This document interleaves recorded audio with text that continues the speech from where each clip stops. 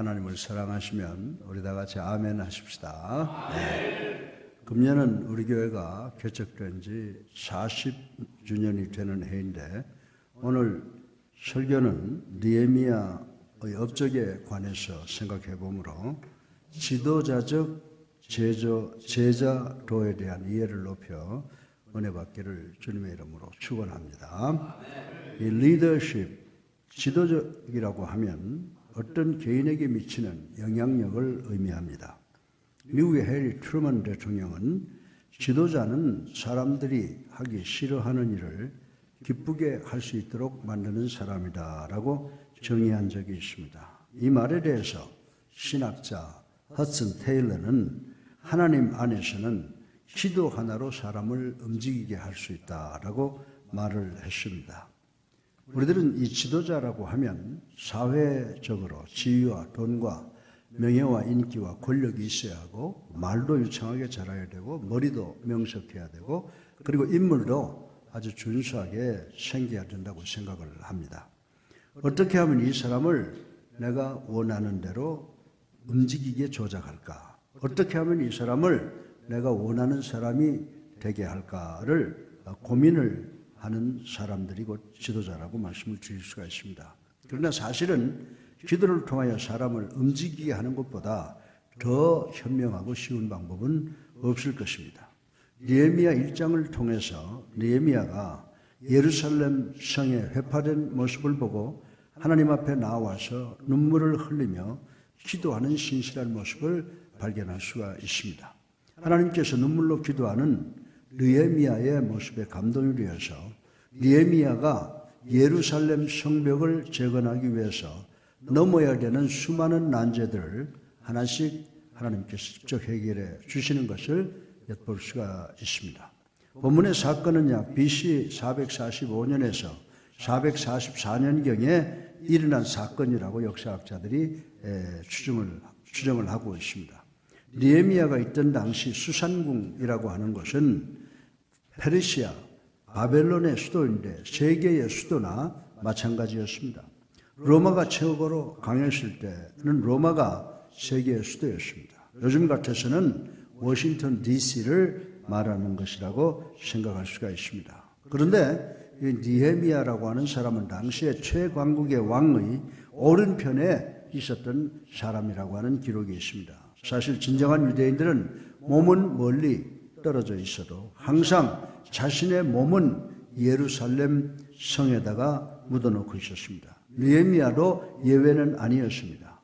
느헤미야는 1846km나 떨어져 있으면서도 자기 민족과 예루살렘 성을 염려하고 있었던 사람입니다.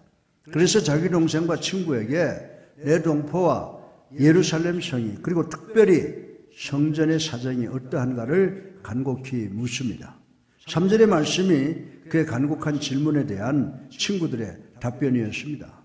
먼저 적들에게 당하는 삶의 고난은 스스로 목숨을 끊고 싶을 정도로 비참한 상태이며 성벽은 다 허물어지고 우리가 볼 수 있는 것은 파괴와 슬픔과 고통뿐이라고 보고를 했습니다. 그리고 4절에서 11절까지가 이 절망의 소식을 듣고 난 후에 느헤미야가 보여준 반응이었습니다. 그 당시 아닥사스 왕의 주변에서 권력으로 따지자면 느헤미야는 5손가락에 들어가는 사람이었습니다. 하나님에 대한 믿음과 사랑을 갖고 있는 것을 볼 때 이렇게 높은 사람이 하나님께 대한 믿음과 사랑을 갖고 있는 것을 볼 때 대단한 기적이라고 저는 생각을 합니다. 사실 권력과 부와 사회적 명성과 인기나 지식을 많이 가진 사람들한테서 하나님에 대한 믿음이나 사랑을 찾아보기는 대단히 힘든 것이 사실이기 때문입니다. 여러분이 잘 아시는 바와 같이 이북 동포 수백만이 거의 아사 직전에 있다고 하는 사실은 전 세계가 알고 있는 사실입니다. 따라서 그곳에서 특권을 누린다고 하면 얼마나 누리겠습니까? 그러나 그 속에서 누리는 조그만 기득권 때문에 우리 대한민국이 북한보다 훨씬 잘 사는 것을 알면서도 입을 굳게 다물고 우리 대한민국의 국민들이 미제국주의의 압박과 서름으로 헐벗고 굶주리고 있다는 거짓 선전에 동의하고 있는 특권층이 이북에 많이 있다라고 하는 것을 우리는 알고 있는 것입니다. 그 양상은 우리도 마찬가지라고 생각을 합니다. 자신의 지위가 올라가면 올라갈수록 하나님을 믿는 것이 지장이 된다고 생각을 하고 세상 사람들과 같이 행동하려는 경향을 우리 주변에서도 종종 보게 되는 것입니다. 그러나 본문의 주인공 느헤미야는 예외였던 것을 볼 수가 있습니다. 본문 4절에 내가 이 말을 듣고 앉아서 울고 수일 동안 슬퍼하며 하늘의 하나님 앞에 금식하며 기도하여 라고 하여 진정한 영적 지도자가 보여줘야 할 중요한 태도를 오늘 본문은 느헤미야를 통해서 우리에게 보여주고 있는 것입니다. 그러므로 우리 예수사랑교회 교회 목회자들과 장로, 권사, 집사와 평신도 지도자들이 이 장면들을, 이 권면들을 꼭 기억하시기를 주님의 이름으로 축원합니다. 오늘 설교 본론의 첫째로 느헤미야는 이런 어려운 상황에서 자신들에게 가장 필요한 것이 무엇인지를 명확하게 인식했음을 생각해 보겠습니다. 그리고 그 문제 해결하기 위해서 자신의 능력이나 어떤 막강한 힘을 가진 인간의 힘에 의지한 것이 아니라 전지전능하신 하나님의 언약을 믿고 그 하나님께 기도했다고 하는 말씀을 우리 읽어볼 수가 있습니다. 4절을 통해서 느헤미야는 이상을 추구하는 사람처럼 꿈속에 살지도 않고 허상에 몰입되어 있지도 않았음을 알 수가 있습니다. 그리고 진실에 대해서 귀를 틀어막고 현실에 대하여 부정하는 사람도 아니었다라고 하는 것입니다.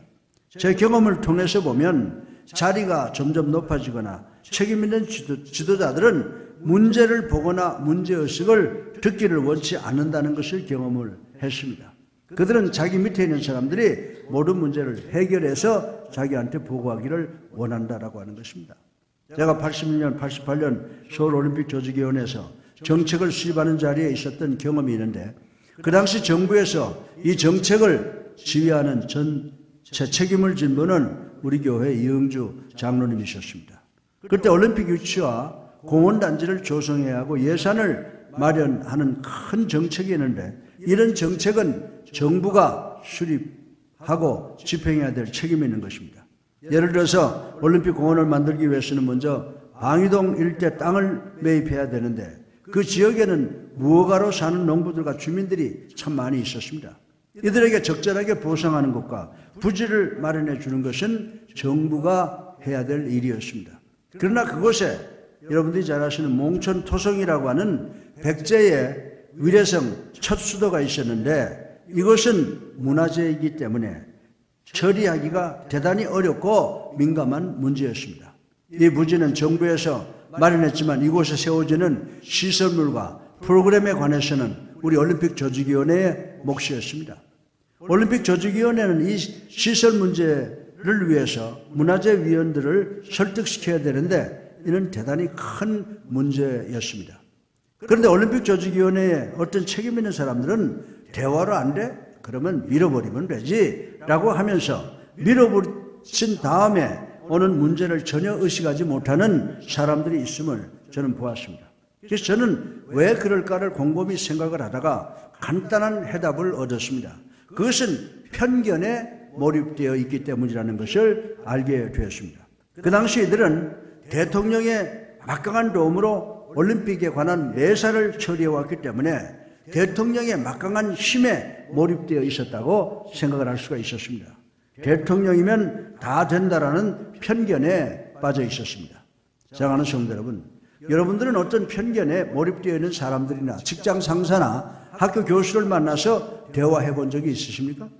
더 나아가서 어떤 것에 몰입되어 있는 남편과 사는 생활을 경험해 본 적이 있습니까?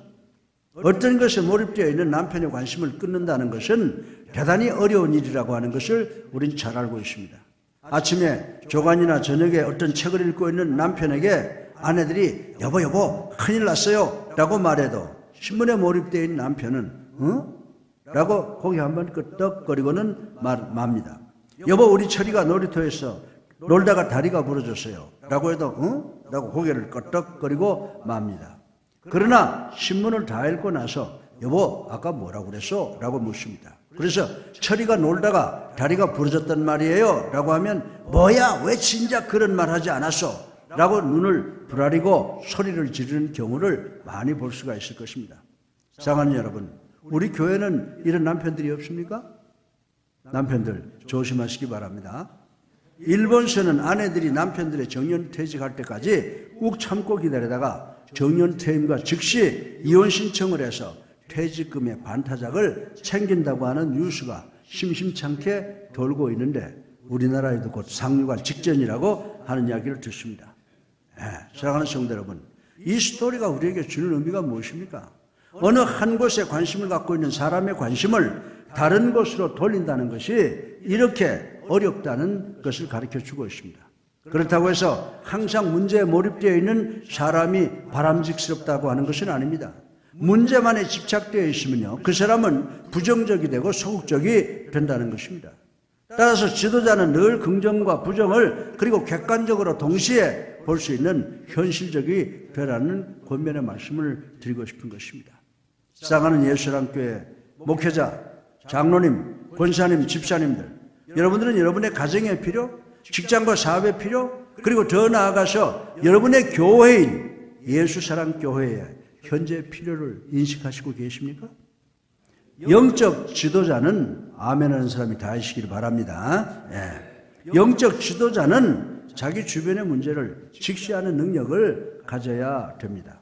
남들은 헐벗고 굶주리고 질병으로 고통을 당하는데 신앙적으로 강팍해져서 사탄과 싸움에서 엄청난 고통을 당하는데 자기 혼자 편하다고 희희낙낙하는 사람은 지도자로서의 자격이 없는 사람이라고 저는 분명히 말씀을 드릴 수가 있습니다. 그런데 느헤미야는 예루살렘의 성벽을 재건해야 되는 엄청난 필요를 직시했고 그 성벽 재건의 필요를 사명으로 깨달았는데 그는 먼저 훼손된 성벽을 바라보고 통곡하고 금식하며 기도했다라고 하는 말씀이 기록되어 있습니다. 아마 여러분과 저 같으면, 우리 같으면 뭐라고 했을까요? 하나님, 어떻게 성벽이 회파되었는데 이 백성들은 안심하고 있습니까? 이것이 누구의 실수입니까? 누구의 잘못입니까? 누구의 책임입니까? 이 민족이 예루살렘으로 돌아온 지가 언제인데 성벽이 아직도 이 모양입니까? 라고 할 것입니다. 그러나 느헤미야는 예루살렘의 성벽이 회파된 것을 보고 성벽을 재건해야 되겠다는 필요와 책임과 사명을 다른 사람의 책임으로 돌린 것이 아니라 자기 때문이라고, 자기 회개와 그리고 회개를 위해서 끝까지 금식하고 기도한 모습을 우리는 여기서 볼 수가 있습니다. 그런데 구약성경에 보면 자기의 책임을 통감하지 못하다가 온 집안이 망한 사람의 예가 있습니다. 사무엘상 3장 11절에 사무엘이 잠을 자는데 어디선가 사무엘아 라고 부르는 소리가 들렸습니다. 그래서 사무엘이 깜짝 놀라서 엘리에게 가서 선생님 저를 부르셨습니까? 라고 물었더니 엘리가 나는 너를 부르지 않았으니 가서 자라고 합니다. 그래서 사무엘이 다시 누워서 잠을 청했습니다. 이러기를 여러 번을 했습니다. 드디어 엘리가 사무엘에게 말하기를 그 소리는 너의 하나님의 소리니라 라고 합니다. 그러면서 하나님께서 사무엘을 깨워서 사무엘에게 말씀하시고자 하는 의도가 무엇이었습니까?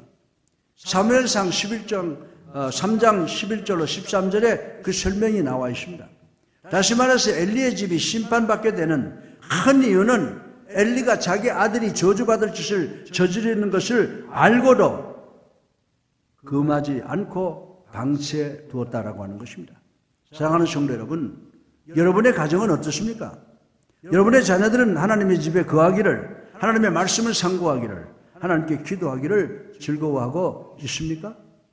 아니면 여러분들은 여러분의 자녀가 하나님의 집에 오기를 거부하고 유년주일학교 참석을 즐거워하지 아니하고 하나님의 말씀을 상고하기를 게을리하고 기도하기를 게을리하는 것을 고쳐주지 않고 여러분들의 나태로 그들의 불신앙적 행위를 조장하고 있지는 않습니까? 주변의 자녀들이 잘못되어 가는 것을 보고도 잘되어 가겠지라고 체념하는 경우는 없습니까? 사랑하는 성도 여러분, 부모의 노력이 없이 우리 자녀가 잘되어 가는 경우는 거의 없다는 것을 우리는 알아야 된다라고 하는 것입니다. 자녀들의 유년주일학교 교육을 위해서 교회 남보다 일찍 나와야 되는데 그리고 저녁에 좀 늦게까지 남아 있어야 하는데 귀찮고 나태해져서 예배가 끝나자마자 집으로 돌아가서 오락을 위해서 그리고 텔레비전 앞에서 뒹굴고 있다면 이런 자녀들을 잘못된 것으로 밀어넣는 것이나 마찬가지라고 저는 말씀을 드릴 수가 있습니다. 하나님께서 가정에 아버지를 보내주신 목적은 하나님 보시기에 아름다운 가정의 모습이 되게 하기 위해서 보내주셨다는 사실을 우리는 인식해야 된다고 하는 것입니다. 그러나 엘리 선지자는 이런 중요한 임무를 망각하고 수행하지 않았습니다. 그래서 하나님께서 당신의 사랑하는 종의 집을 심판하겠다고 결단을 하시게 된 것입니다. 사랑하는 여러분, 이 말씀이 우리 가정과 우리 교회와는 어떤 관계가 있는지 한번 생각해 보시길 바랍니다. 우리 교회 지도자들인 목회자들, 장로들, 권사들, 그리고 집사들과 이런 분들 한번 생각해 보세요. 여러분들, 이런 분들은 가정에서뿐만이 아니라 교회에서도 여러 부류들을 지도해야 될 책임이 있다는 사실을 우리는 분명히 깨달아야 된다라고 하는 것입니다. 그럼에도 불구하고 가정과 교회의 화목의 문제, 재정의 문제, 출석 문제, 봉사의 문제 여러 가지가 있습니다. 그리고 우리 교회에 출석하는 아이들이 가장 버르장머리가 없고 무례한 경우가 없지 않아 있을 것입니다. 이는 오늘날 교회가 갖고 있는 가장 큰 문제라고 하는 것입니다. 그리고 교회 나가는 아이들이 저 모양이라고 지적을 받게 됩니다. 그런데 이 문제들을 깊이 생각해 보면 이것은 교회의 문제가 아니라고 하는 것입니다. 이것은 바로 여러분과 나의 가정의 문제라고 말씀을 드릴 수가 있습니다. 더 나아가서 우리의 문제라는 인식이 있어야 됨을 명심하시고 또 명심하시는 우리 예수님께 성도님들 되시기를 주님의 이름으로 축원합니다. 둘째로 기도의 필요를 깨닫는 것도 중요하지만 기도의 대상에 대한 바른 인식에서부터 참된 기도가 시작된다는 것을 우리는 알아야 됩니다. 이 점을 한번 생각해 보겠습니다. 우리 다 같이 5절을 함께 읽어보겠습니다. 이르되 하늘의 하나님 여호와 크고 두려우신 하나님이여 주를 사랑하고 주의 계명을 지키는 자에게 언약을 지키시며 긍휼을 베푸시는 주여 간구하나이다. 아멘. 이 말씀의 의미는 느헤미야는 예루살렘의 문제와 필요를 직시하는 데서 오는 반응이었습니다. 여러분들의 반응을 듣기 전에 저의 반응을 먼저 말씀드리겠습니다. 여러분이나 저나 인간이기 때문에 반응이 대동소이할 것입니다.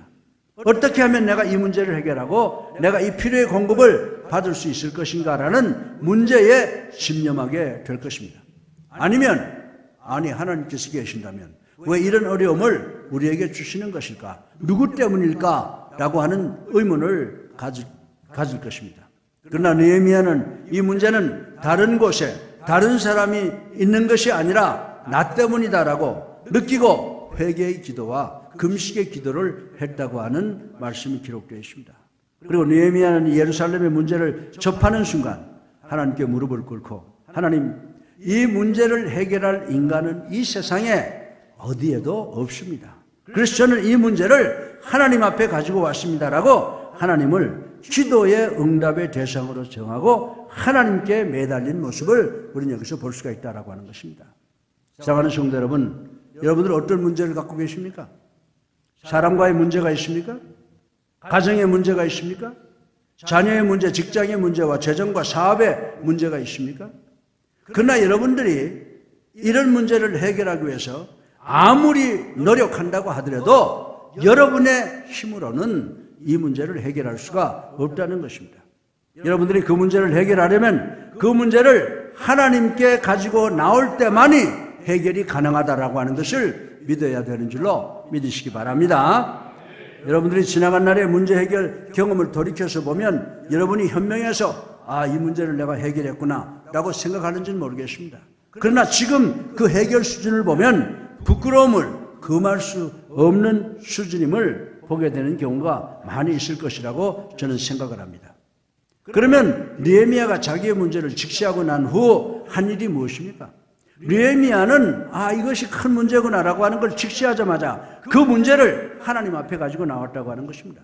그리고 제일 먼저 한 것이 무엇입니까? 무릎 꿇고 기도했다라고 하는 것입니다. 우리 다 같이 5절을 함께 다시 한번 읽어보겠습니다.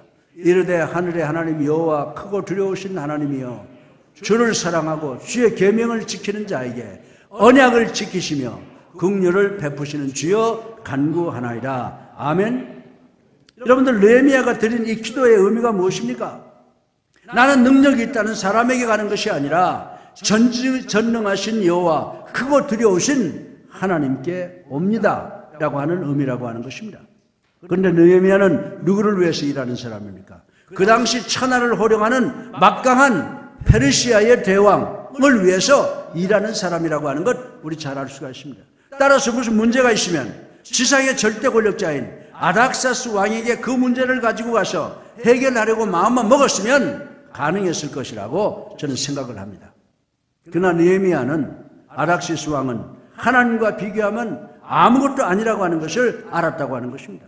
따라서 여러분에게 문제가 생기면 하나님께 기도한다는 것은 그 문제를 해결하기 위해서 가장 올바른 시작이라고 하는 것을 확실히 깨닫는 여러분 되시기를 주님의 이름으로 축원합니다. 축원합니다. 여러분들은 어떤 문제가 있습니까? 그러면 그 문제를 하나님께 가지고 나가시길 바랍니다. 어떤 죄인을 괴롭히지 말고 그 문제를 가지고 하나님을 괴롭게 하시길 바랍니다. 그 문제를 우리 주님의 보좌 앞에 내려놓으시기를 주님의 이름으로 축원합니다. 주님, 저는 이 문제를 도저히 내 힘으로는 해결할 수가 없습니다. 그러니 주님께서 해결하여 주시옵소서 라고 하면서 주님께 한번 부탁드려 보시길 바랍니다. 그러면 주님께서 우리의 부탁, 우리의 기도를 통해서 그 문제를 반드시 해결해 주실 줄로 믿습니다. 그래서 느헤미야는 하나님 당신이 이 우주에서 절대자요 전지전능하신 자요 주인이십니다. 이 왕이 아닙니다 라고 고백을 할 수가 있게 되는 것입니다. 그래서 느헤미야는 바벨론 임금의 그늘에 숨지 아니하고 전지전능하신 하나님의 그늘에 숨었습니다. 또 6절 하반절에서 7절에 보면 느헤미야는 뭐라고 기도했습니까? 주는 귀를 기울이시며 눈을 여시사 종의 기도를 들으소서. 나와 내 아버지 집이 범죄하여 주를 향하여 크게 악을 행하여 주께서 주의 종 모세에게 명령하신 계명과 율례와 규례를 지키지 아니하였나이다. 이거 누구의 죄를 지금 이야기하고 있는 거예요? 자기의 죄를 이야기하고 있는 겁니까?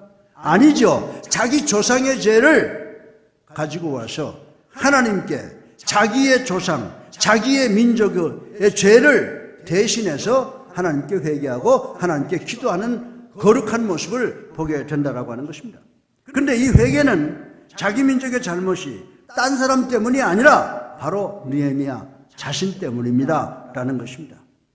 사랑하는 성도 여러분, 우리가 특별히 교회 지도자들이 교회 안에서 문제가 있으면 우리는 어떻게 합니까?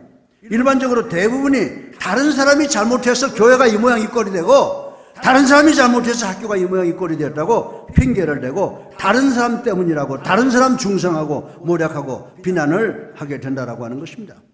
우리들의 머릿속에 이 문제는 다른 사람 때문이라고 여러 가지 이유를 생각하곤 합니다. 그 문제가 바로 우리 때문이라든지 나 때문이라고 생각하는 경우는 한 번도 없을 것이라고 생각을 합니다. 그러나 본문의 느헤미야는 예루살렘의 모든 문제가 다른 사람 때문이 아니라 나 때문입니다라고 회개를 한 것입니다. 우리 사회를 보면 부모와 자식지간, 남편과 아내지간, 스승과 제자와의 관계, 그리고 상급자와 하급자가 문제가 생기면 부모, 자식, 남편, 아내, 스승, 제자, 그리고 상급자, 하급자 모두가 다 저 사람 때문이다. 상급자, 상대방 때문이다 라고 합니다. 더 나가서 나라에 문제가 생기면 대통령 때문이라고 하는데 천만의 말씀이요. 대통령과 내어부동하는 사람들이 있다는 사실을 우리는 알아야 된다라고 하는 것입니다. 그래서 국민의 문제도 된다는 것입니다. 따라서 저는 여러분에게 이렇게 권면하고 싶습니다. 여러분이 갖고 있는 문제가 무엇인지는 모르지만 어떤 문제라도 하나님 앞에 가지고 나가서 회개하고 기도하시기 바랍니다. 아멘. 기도하실 때 하나님, 저는 이런 문제를 갖고 있습니다. 그러나 이런 문제가 다른 사람 때문이 아니라 제가 바로 문제의 원인이 됩니다. 용서해 주시옵소서 라고 회개의 기도를 먼저 하시기를 주님의 이름으로 축원합니다. 사랑하는 성도 여러분, 우리도 다른 사람을 위해서나 나라를 위해서 중보기도 할 때 이런 사랑과 간절함이 담긴 기도를 해야 된다라고 하는 것입니다. 우린 종종 중보기도를 한다고 말을 합니다만은 과연 얼마나 상대를 향한 진한 사랑에 근거하여 간절히 기도하고 있습니까? 사랑하는 성도 여러분, 우리의 중보기도가 정말로 힘이 있으려면 느헤미야처럼 사랑이 담긴 마음으로 우리의 기도의 대상인 하나님께 간절하게 먼저 회개하고 기도할 때 우리의 모든 문제가 이루어진다고 하는 것을 인식하시는 여러분 되시기를 주님의 이름으로 축원합니다. 셋째로 마지막으로 우리 인생의 모든 불행의 근원은 죄에 있다고 하는 것을 생각해 보겠습니다. 우리 모두 8절부터 9절을 함께 읽어보겠습니다. 너희가 범죄하면 내가 너희를 여러 나라 가운데에 흩을 것이요 만일 내게로 돌아와 내 계명을 지켜 행하면 너희 쫓긴 자가 하늘 끝에 있을지라도 내가 거기서부터 그들을 모아 내 이름을 두려고 택한 곳에 돌아오게 하리라 하신 말씀을 이제 청하건대 기억하소서. 아멘. 이 말씀을 깊이 생각해 보면 하나님께서 이스라엘 백성에게 두 가지 약속을 하신 것을 볼 수가 있습니다. 첫째로 너희가 범죄하면 내가 너희를 여러 나라 가운데 흩을 것이라고 했습니다. 이 약속은 이미 이루어졌습니다. 그리고 둘째로 9절에 내 이름을 두려고 택한 곳에 돌아오게 하리라라고 하는 약속입니다. 너희들이 회개할 때 내가 나를 위해서 마련한 땅에 너희들을 돌아오게 하겠다라고 약속을 하셨는데 이 약속은 아직 이루어지지 않았다라고 하는 것입니다. 느헤미야는 하나님 우리는 하나님께 불순종함으로 이렇게 열국에 흩어지는 운명이 되었습니다. 그러니 하나님께서 우리를 용서하시고 우리의 회개를 통해서 이 두 번째 약속을 하루속히 성취시켜 주시옵소서라고 기도하며 하나님께 매달려 간구했습니다. 사실 저는 일생을 통해서 약속한다라고 하는 말을 사용하기를 대단히 조심하면서 살아왔습니다. 제 주변의 사람들이 저로부터 약속한다라는 소리를 들은 적이 거의 없을 것이라고 저는 생각을 합니다. 그런데 우리들은 사랑하는 부모, 형제 그리고 자식들과 철석같이 약속을 하고도 할 수 없어 그 약속을 지키지 못하는 경우가 다반사라고 하는 것입니다. 그러나 하나님은 절대로 그렇지 않습니다. 여러분들은 하나님께서 하나님의 말씀 전체를 통해서 우리에게 몇 번 정도 약속하셨을 것이라고 생각합니까? 몇 번일 거라고 생각하세요?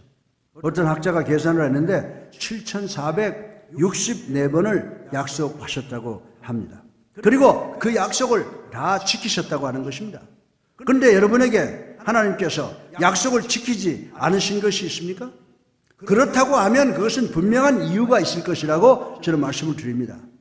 여러분들은 하나님께서 당신의 약속을 지킬 것을 요구하기 전에 하나님께서 여러분에게 어떤 약속을 하셨는가를 먼저 알아야 되는 것입니다. 여러분들이 하나님께서 여러분에게 약속하신 7,464개의 약속 가운데 그 약속의 내용에 한두 가지라도 알고 계십니까? 모르고 계시죠? 그러니까 하나님께 약속하신 거 지켜주세요라고 요구할 수가 없는 것입니다. 고생스러운 육신의 삶을 사는 것 이상할 것 하나도 없습니다. 염려하고 걱정하는 것 이상할 것 하나도 없습니다. 우리가 주변에게 이용당하고만 있는 것 이상할 것 하나도 없습니다. 그런데 우리 하나님께서 우리에게 두 손을 벌리시고 내가 너희를 위해서 약속을 했다. 요구를 해라 라고 말씀을 하시고 계신다는 사실을 우리는 알아야 된다라고 하는 것입니다. 로마서 4장 20절로 21절에 보면 하나님께서 우리에게 약속하시고 그것을 시건치 않기를 어기지 않기를 원하신다고 말씀을 했습니다. 하나님께서는 너희들이 지고 있는 무거운 짐을 지고 다 내게로 오라. 내가 너희를 쉬게 하리라 라고 약속하셨는데 분명히 어려움당하고 고통당하고 피곤해 있는 사람들에게 이 약속을 지키시는 하나님이신 줄로 믿습니다.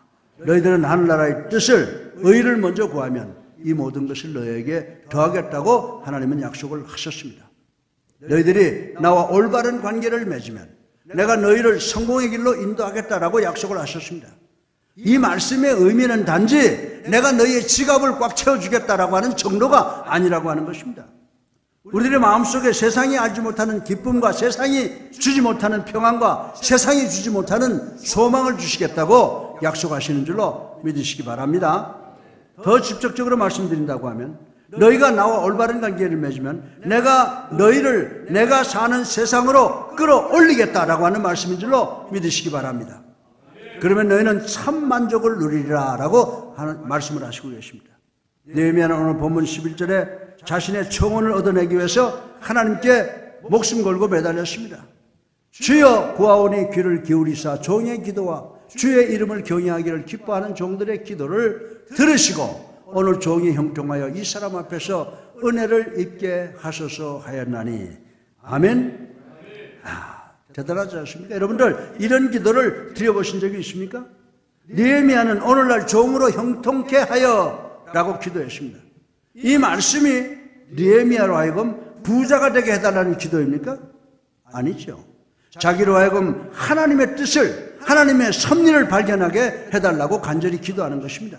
그래서 하늘의 풍요를 누리게 해달라는 기도라고 하는 것입니다.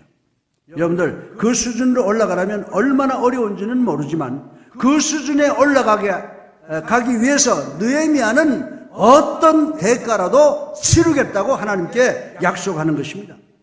그래서 당신 눈에 제가 중요한 자로 비추기를 원합니다. 하나님이시여 이 사람 앞에서 은혜를 입게 하소서라고 기도했습니다. 사랑하는 성도 여러분, 하나님은 반드시 약속을 지키시는 분이신 줄로 믿으시기 바랍니다. 그리고 하나님께서 여러분들의 문제를 해결하시는데 아무 문제가 없는 분이시라고 하는 것입니다. 여러분의 문제를 하나님 앞에 내려놓으시기를 주님의 이름으로 축원합니다. 우리가 도저히 해결할 수 없는 문제를 하나님의 능력으로 엄청난 해결과 치유의 역사로 해결해 주시는 줄로 믿으시기를 바랍니다. 여러분은 사람들 앞에서 하나님의 엄청난 은혜를 입게 됩니다. 오늘 드린 말씀 느헤미야와 신약의 야고보서가 깊은 관계가 있습니다. 신구약 성경은 서로 짝이 맞는 부분이 참 많아요. 야고보서에는 우리의 혀에 대해서, 자세에 대해서, 편견에 대해서, 이기주의에 대해서, 욕심과 유혹에 대해서 말씀하면서 현대인의 삶에 많은 영향을 끼쳤습니다. 그런데 초대교회 당시 이 야고보서를 기록한 야고보는 예수님의 동생인 동시에 그 당시 교회의 최고의 지도자였다고 하는 것입니다. 그러나 야고보는 양떼를 위해서 전 생애를 무릎으로 살았습니다.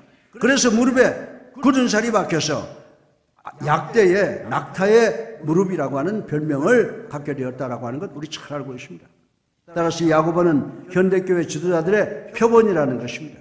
그리고 현대교회 지도자는 무릎이 낙타 무릎이 되듯 성도를 위해서 기도해야 된다는 것입니다. 그런데 기도할 때마다 목회자, 장로, 권사, 집사 여러분들은 어떻습니까? 여러분 1년에 한 번인 사순절 새벽 기도에 며칠이나 참석해 보셨습니까? 모두 중에 몇 명이나 하나님 앞에서 낙타의 무릎이라는 별명을 가진 기도하는 지도자가 될 수가 있습니까?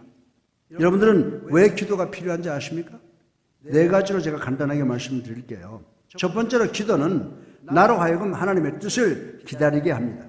나는 기도하면서 똑같이 행동할 수가 없습니다. 내 문제를 하나님께 알아야 됩니다. 그러므로 나는 기도하는 동안에 응답을 기다리게 된다라고 하는 것입니다. 두 번째로 기도는 나에게 분명한 비전을 줍니다. 우리나라는 봄이 되면 밤과 낮의 기온의 차이로 인해서 짙은 안개가 끼어서 비행기가 착륙하지 못하고 부산으로 회항하는 경우를 저는 여러 번 당했습니다. 그러나 해가 나타나면 그 순간 안개가 사라져버리게 됩니다. 기도가 해와 같은 기능을 하게 됩니다. 기도는 하나님과 우리 사이에 맡고 있는 모든 장애를 제거하는 권능을 갖고 있습니다. 여러분이 어떤 문제에 봉착해 있습니까? 그러면 여러분은 행동을 중지하고 기도하시기 바랍니다. 그러면 기도는 여러분으로 하여금 당면에 있는 어떤 문제라도 극복하게 하는 태양과 같은 기능을 할 것이라고 저는 믿어 의심치 않습니다. 그래서 여러분의 시야를 맑게 하여 줍니다. 그리고 기도는 여러분으로 하여금 하나님의 눈으로 매사를 더 잘 볼 수 있게 도와주신다라고 하는 것입니다. 셋째로 기도는 우리의 마음을 잠잠하게 안정을 시켜줍니다. 나는 기도하는 동안에 염려할 수가 없습니다. 아니면 염려를 하든지 기도를 하든지 둘 중에 하나를 해야 됩니다. 따라서 기도는 우리의 마음을 고요하게 안정을 시켜줍니다. 네 번째로 기도는 우리의 마음을 활성화시켜줍니다. 내가 기도하면 내 삶의 자세는 엄청나게 긍정적이 됩니다. 내가 기도하지 않으면 나는 비관적이 되고 부정적이 됩니다. 저는 19세기에 줄타기의 명수인 찰스 브린슨의 글을 여러 번 읽은 적이 있습니다. 그래서 줄타기를 통해서 이분은 많은 관중들을 아슬아슬하게 만들었지만 대단히 즐겁게 만들었다고 하는 것입니다. 어느 날 이 사람은 나이아가라 폭포를 가로질러서 밧줄을 맸습니다. 그리고 그 줄을 타고 나이아가라 폭포를 통과했습니다. 그리고 나서 이 찰스 브린슨은 그 밧줄 위에 외발 자전거를 올려놓았습니다. 그리고 옆에 금발의 소년에게 묻기를 내가 이 외발 자전거를 타고 이 나이아가라 나이아가라 폭포를 안전하게 통과할 수 있다고 믿느냐라고 물었습니다. 그랬더니 이 소년이 믿습니다라고 큰 소리를 질렀습니다. 이 사람은 또 물었습니다. 내가 외발자전거를 타고 내 어깨 위에 사람을 태우고 건너갈 수 있다고도 믿느냐라고 물었습니다. 이 소년은 물론이죠, 믿습니다라고 주저하지 않고 이야기를 했습니다. 그래서 찰스 브린슨이 그래? 그러면 너가 내 어깨를 타라라고 했더니 이 소년이 순식간에 도망을 버리고 보이지 않더라라고 하는 이야기가 있습니다. 사랑하는 성도 여러분, 하나님은 이런 믿음의 소유자를 원치 아니하시고 느헤미야와 같은 믿음의 소유자를 기대하시는 줄로 믿는 우리 모두가 되기를 주님의 이름으로 축원합니다. 결론적으로 느헤미야는 하나님께서는 어떤 약속이라도 그 약속을 반드시 지키시는 분이시라고 믿었습니다. 자기의 문제를 하나님 앞에 갖고 와서 기도했습니다. 이 모습을 통해서 우리는 지도자의 모습을 배워야 된다라고 하는 것입니다. 느헤미야는 자기보다 남을 돌보는 기도를 더 많이 했습니다. 양떼를 돌보는 필요한 기도를 최선으로 했습니다. 그리고 하나님께 전폭적으로 매달려 기도했습니다.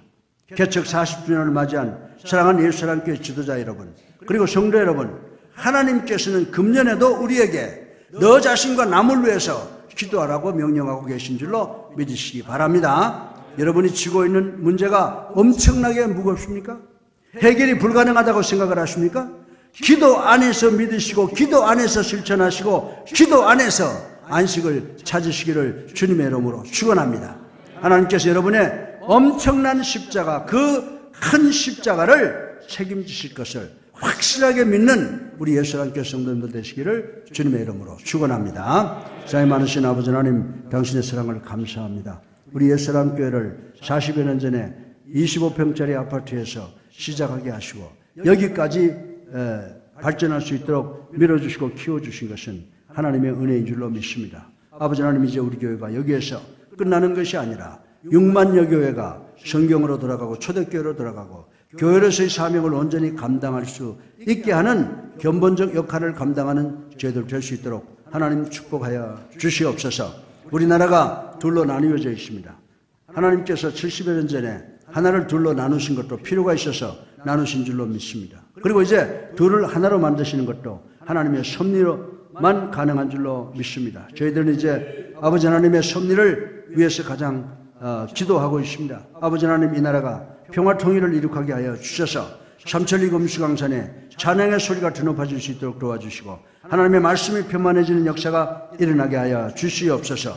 그리하여 저희 교회가 아버지 하나님의 복음을 높이 넓게 부를 수 있는 교회가 되게 하시고, 또한 말씀이 황해져서 믿는 자의 수가 날로 더해지는 축복이 있게 하여 주시옵소서.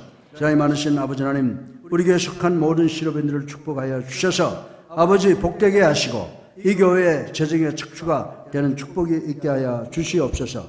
또한 아버지 하나님, 우리 교회에 질환으로 노안으로 병을 앓고 있고 또 그리고 부상으로 어려움 당하는 우리 사랑하는 성도들 있습니다. 김선희 권사, 고강자 권사, 이정숙 권사, 김명희 권사, 윤미리 집사, 정재복 집사, 김지성 학생, 이명선 집사, 황정희 집사, 조민정 권사, 이혜자 권사, 석기남 권사, 강정한 집사, 김태삼 장로, 이영 전도사, 이동표 집사, 박용숙 권사, 또 그 외에 송기순 집사, 아버지 하나님 등등 많은 사람들 치료의 강선을 비춰주셔서 이제 건강을 되찾아서 하나님께 영광 돌리는 귀한 당신의 아들, 딸 될 수 있도록 하나님 축복하여 주시옵소서. 아버지 하나님, 우리 교회를 축복해 주셔서 많은 지도자들이 하나님께 영광을 돌리게 하시고 우리 많은 프로그램들이 선교에 성공하게 하셔서 심령을 구원하는 역사가 있게 하여 주시옵소서. 우리 선교의 목표인 학원선교 서울기독대학을 위해서 기도합니다. 서울기독대학교 이제 작지만 강하고 아름다운 대학이 돼서 대한민국의 교육을 이끌어 나가는 견인차 역할을 감당하는 학교가 될 수 있도록 하나님 축복하여 주시옵소서.